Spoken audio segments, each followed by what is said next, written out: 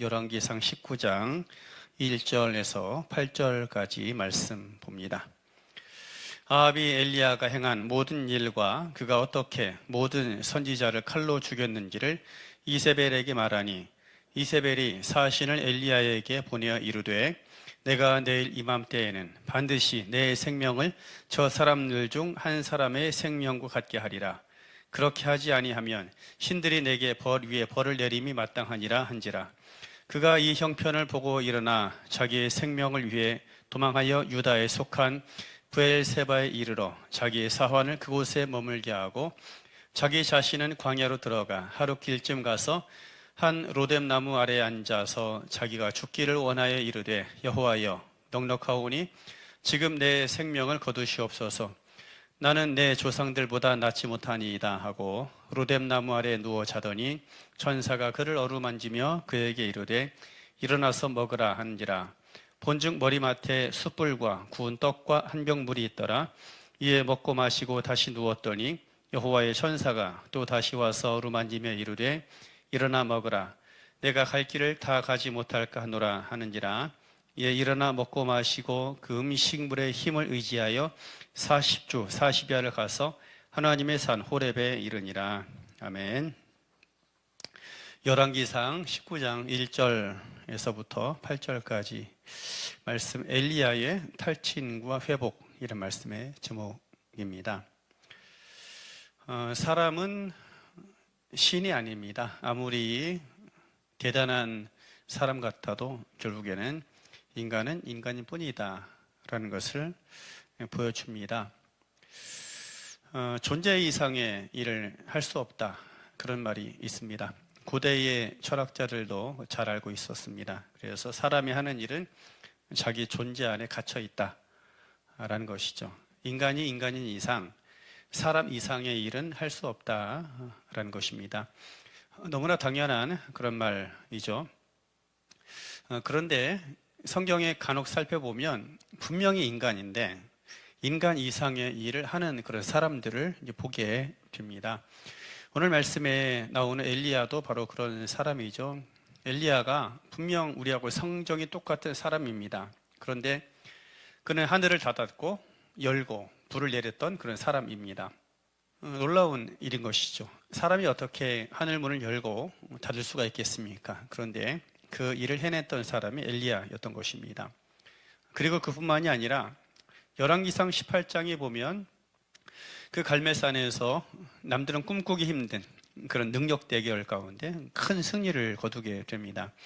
그 행적 하나하나가 이거 인간이 맞냐, 사람이 이런 일 할 수 있느냐 하는 그런 일들로 가득 차 있는 것을 보게 됩니다. 그런데 오늘 본문에 보면 그도 역시 인간이었다라는 것을 보여줍니다. 사람이 두려움에 빠지고 때로 슬퍼하고 절망한다라고 할 때 안타깝지만 당연한 일이죠. 사람이기 때문에. 그런데 다름이 아니라 또 다른 사람이 아니라 엘리야도 역시 그러했다라는 것, 약간 충격이 되곤 합니다. 그 절대 쓰러지지 않을 것 같았던 엘리야가 오늘 쓰러지게 된 것입니다. 도대체 엘리야는 왜 그렇게 탈진하고 쓰러지고 넘어졌을까요?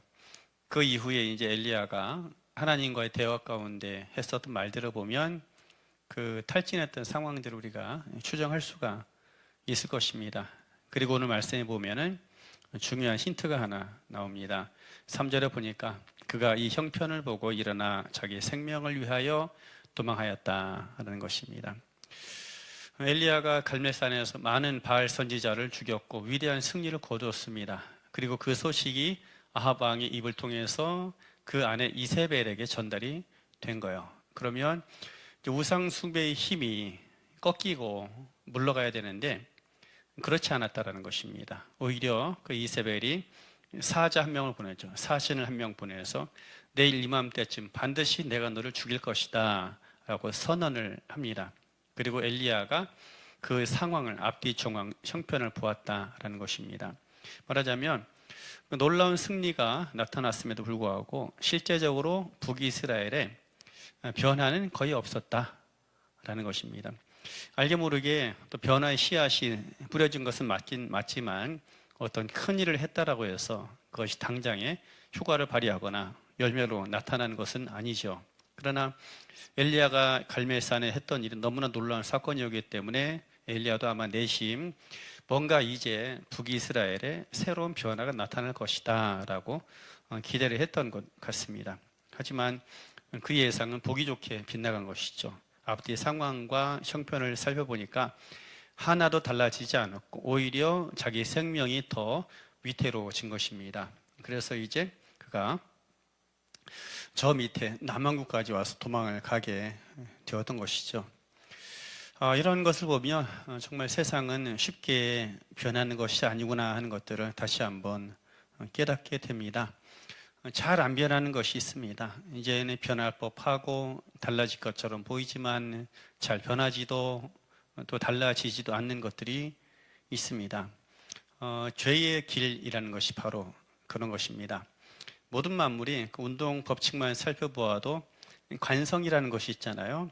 계속 나아가고자 하는 힘, 물체는 움직이는 방향을 통해서 계속 나아가고자 하는 힘이 있습니다. 그래서 그것을 멈추기 위해서는 더 큰 저항력이 있어야만 멈춰지게 됩니다. 그런데 대부분 많은 물체는 속도가 빠르면 빠를수록 더 큰 관성을 가지게 되죠. 그런데 이 세상 그 많은 것 중에 가장 큰 관성을 가지고 있는 것이 있습니다. 바로 죄입니다. 죄는 여간에서는 멈추지 않습니다. 비록 내가 달려가는 그 길 끝에 정말로 영원한 멸망이 기다리고 있다는 것이 명확하게 눈에 보인다 할지라도 그게 죄의 길이, 죄의 관성이라는 것이 쉽게 멈춰지는 것이 아닙니다. 그래서 어쩌면이라기보다는 돌이킬 수 있다는 것, 죄의 길에서 멈출 수 있다는 것도 하나님의 대단한 놀라운 은혜인 것이죠. 어찌되었든 북이스라엘은 여전히 그 죄의 길을 멈추지 않았던 것입니다. 그 모든 과정을 보고 나서 엘리야가 이제 크게 탈진하고 이른바 실족하게 된 것이죠. 내가 했었던 모든 것, 그 3년이나 넘는 기간 동안에 기도하면서 했었던 모든 일들이 마치 물거품으로 돌아갔구나라는 그런 깊은 낭망에 빠지게 되었던 것입니다. 나중에 열왕기 역사가 이제 포로기에 쓰여지게 되지 않습니까? 그때 포로기에 끌려갔던 사람들이 아마 이 본문을 읽으면서 그랬을 것 같아요. 엘리야도 결국 그 타락을 멈추지 못했구나. 그래서 오래전에 북이스라엘은 이미 멸망했고 우리 남유다도 그 후에 멸망해서 이렇게 포로로 끌려갔지.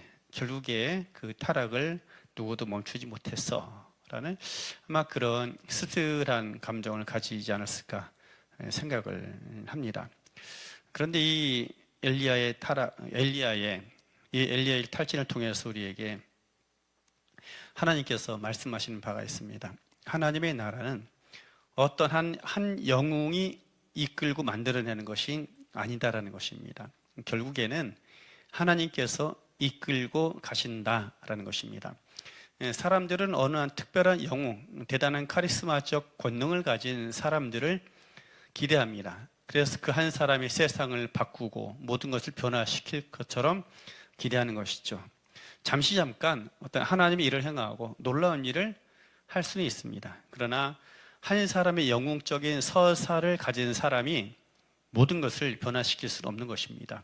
결국에는 누가 일을 마무리하느냐? 하나님이 그 일을 행하시고 하나님이 그 모든 결말을 이끌어 가시는 것입니다. 결국에는 하나님이 유일한 희망과 소망이다라는 것이죠. 포로기의 백성들이 계속 붙잡아야 할 것이 바로 그것입니다. 누가 어떤 영웅적인 한 사람이 나타나서 우리를 구원해 주었으면 좋겠다라고 생각했지만 그들이 오늘 또 말씀을 통해 들었던 바는 바로 그것입니다. 한 사람이 중요한 것이 아니라 바로 하나님께서 한 분 하나님이 우리를 살피셔야 그 한 분 하나님을 바라볼 때 우리에게 소망이 있고 참다운 미래가 있다라는 것입니다. 우리의 삶 속에 오늘 이 하루 가운데 우리들이